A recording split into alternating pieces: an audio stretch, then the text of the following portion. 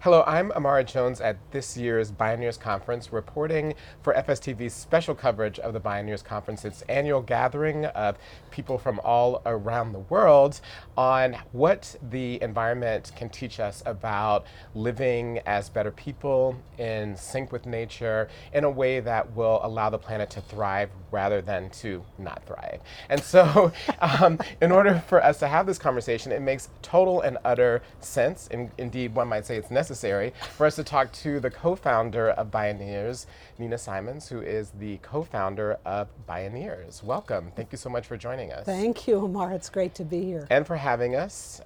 We know that it is always a busy and emotional time, so the fact that you're able to take the time to talk with us is always great. We're thrilled to have your partnership. Thank you. In getting the word out. Thank you. Yeah. So this is the 30th anniversary, the 30th time you've done this. Does it get easier? Does it get easier? In some ways, but it's always different, which is why I think if someone had said to me 30 years ago, you might be doing this in another 30 years, I would have said no way. But the fact that it is constantly evolving to really meet the call of these times, and never the same twice, in a way it's easier. And in other ways, I'm mostly really grateful we've had so many years to learn how to do it well, because I think Bioneers has never been more needed than it is right now. 100%. Yeah. So this year's theme is seeding the fields, creating transformative solutions. But before we go into that and explore what that looks like now and in the future, since it is the 30th anniversary, and as you just said, if someone had told you 30 years ago, you'll be doing this 30 years hence. Looking back, what were the original goals of the conference? And do you believe that those have been achieved, or how have they changed? It's a great question. I think what initially motivated us to start the conference was a combination of James Henson first sounding the alarm about climate change in 1989. And so it was partly a response to that, and partly it was the growing awareness that there were solutions and strategies and projects on the ground that were seeding the vision for a way to live on Earth that doesn't mortgage our future, and that can actually create harmony within ourselves, with each other, and with the natural world. So in that way, that has remained fairly constant. I mean, I remember sitting at our first Bioneers conference in 1990, and I had this experience of feeling like a 5-year-old, like my jaw was hanging open, and I was just, all I could think of was, the world has to know about these people. And I was kind of awestruck, because they were so inspiring to me. Not only in their ingenuity, but in their heartfulness, in their quality of spirit and understanding of the sacred, and in the ways that all of them, almost regardless of what discipline they came from, their work grew out of a real alliance and respect for the natural world. Right. And even though I came from an arts background, I just remember feeling like, oh, there's so much I have to learn from these people, and recognizing that the mainstream media wasn't covering this. It was only covering the bad news. And as time has gone on, there are ways in which, especially over the last 5 years, I'd say, I've had to question for myself, because we weren't able to move the needle as much in terms of climate change as we'd hoped, I wondered, did we fail? And ultimately, what I've come to believe is that, no, I think that we've ignited and encouraged leaders of all colors and ages and disciplines. I think that we have strengthened a movement of movements. And I think that at the beginning, we were idealistic, and I think we underestimated just how dug in and deep the orientation towards greed and plunder was going to be. I think we imagined that even the heads of the oil and gas and coal companies were going to come around in time to save the planet. And of course they haven't. So it was perhaps our optimism or our idealism that overshot. But I also remember how in the early days we started working on creating curriculum and getting into schools. And we went to some education conferences. And I remember being shocked because we were a little tiny startup nonprofit with no money. So we were really scrappy and raw.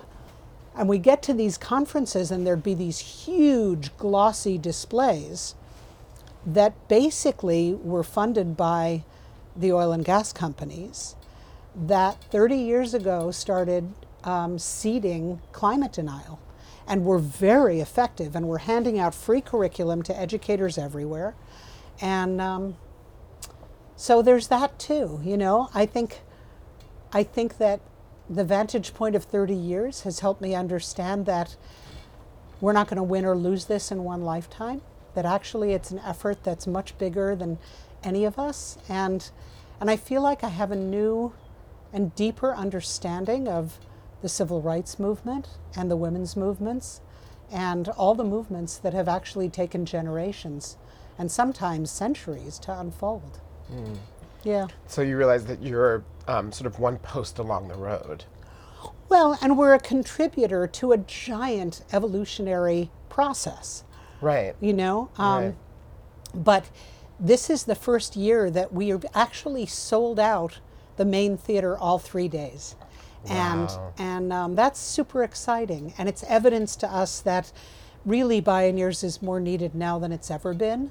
And that it's not only about lifting up the voices and visions and projects of people whose work is really about reinventing human civilization, but also about connecting the dots among all these disparate social movements and efforts that, because of the nature of our culture that tends to pigeonhole everybody's work and the divide and conquer strategy that has actually kept a full-on unified people's movement from being as powerful as it needs to be. I think that's part of what Bioneers has really taught us over the years is the power of connecting people and ideas and movements and cross-pollinating across the divides. And I think that's still one of the things that Bioneers really uniquely does. Yeah.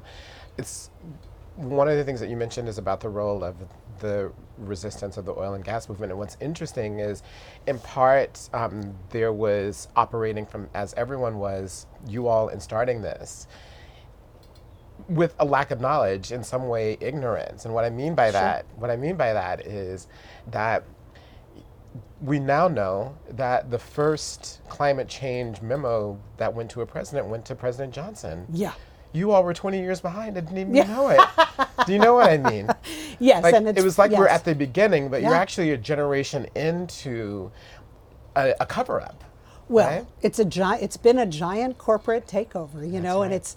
it's this combination, I believe, of capitalism and patriarchy and globalization that together is really sounding a death knell on the planet. That's right. And frankly, I am so grateful for the leadership of young people and indigenous people, especially all over the world, and women, who I think together are all sort of shedding the self-limiting concepts of having grown up in this culture that has taught us to keep ourselves small at a time when the earth is ringing off the hook. Right. And it says something, at this point that you have been doing something right? The fact that not only the sellout, but the fact that the younger you go, the more people believe and see and are in accord with what the values are of this conference. It means that, it's the long tail.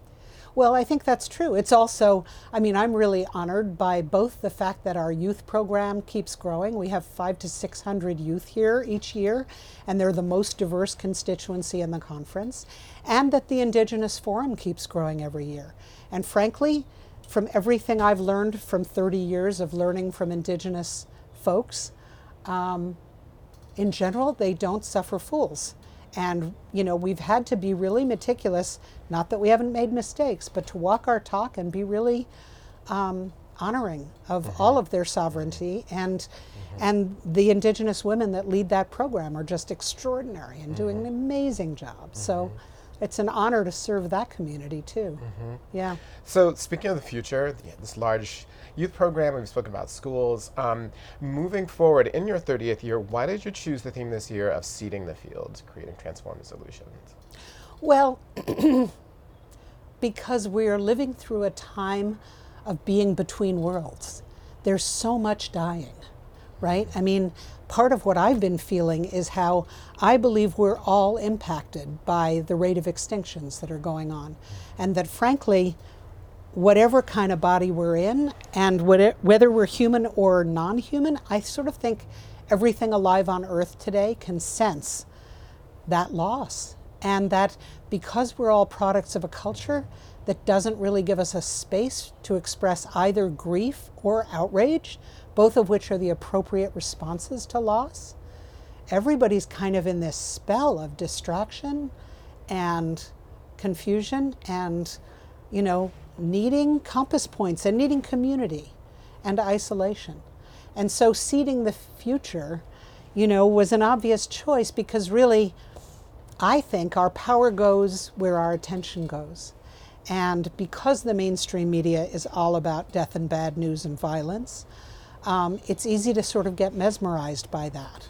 And if we put our attention into the world that's being born, which is what Bioneers is all about. I mean, what I love about Bioneers, and really why I've given half my life to it, is because it makes visible and palpable the world that we're all bringing and midwifing into form. And that's a very powerful thing to do, while at the same time convening people to experience community in their bodies, and a true multicultural and multi-generational field that honors everyone's sovereignty, while at the same time being together around common cause. And we all need that so much right now. So I think it's the medicine we felt was really called for in this time. And are you despairing, or are you hopeful, or is the dichotomy a false one? I would choose for the latter. I actually think they are two sides of the same coin, and as Joanna Macy said, if we allow ourselves to feel the grief and the loss, then we can come out fearless and strong and clear to act on behalf of what we love. And I actually feel like, having recently experienced the death of my own mother, it's making me value moments of joy and celebration and beauty even more, so I think it's a false binary. Right. And which has gotten we us need it into all. Right. Yeah. And one last question. Personally, as a person, having attended every conference for 30 years, out of necessity if nothing else, right? Because you ran it, so you have to be here. What is the one thing that you've learned from your experience here that has been the most revolutionary and impactful on your life? Whew, only one thing, huh? Or the one thing that stands out. I would imagine that if you ask the question at different times, you get different answers. So I guess today, what is the answer? Knowing that it could be very well different tomorrow. Okay, I may have to give you a little bit of a multifaceted answer. Sure. I would have to say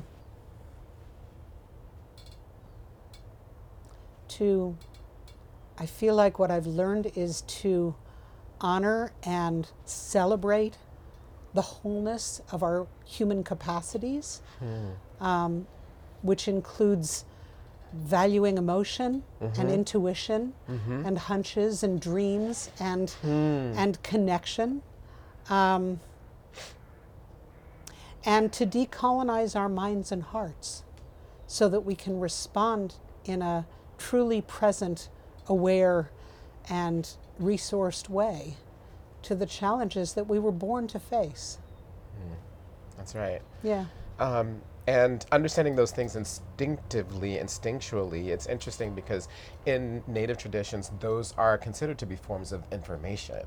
Right. Right? They're Of not, course. they are Yeah. actually forms of information. And so, And they're not sidelined or diminished That's because exactly of right. their association with a quote feminine. that's right. Right? So That's a right. lot of that has to do with, how we recover from a patriarchal culture. That's right. Yeah. That's right. Yeah. I think for me, this is my third Bioneers. And for me, the thing that I have learned that I can now see clearly, I guess is the way that I would say it, is that when I see the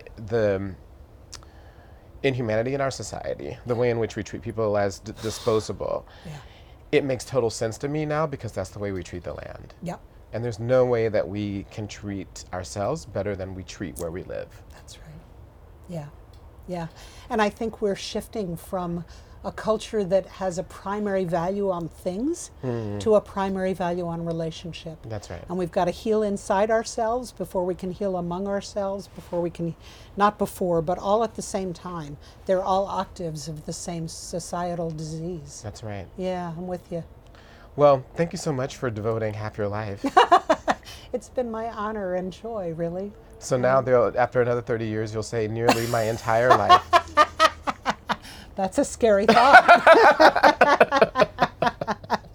May it not be so. It's great to be with you, Imara. Great to see you. Have a Yeah. wonderful conference. I I'm looking will. forward to 3 sellout days of being in the hall. I know it's going to be wonderful. Thank you. Thanks for being here. Thank you. Yeah. And thank you for joining us. And stay tuned more from Bioneers with FSTV's special productions and special coverage of this really pivotal and unique conference. Thank you so much.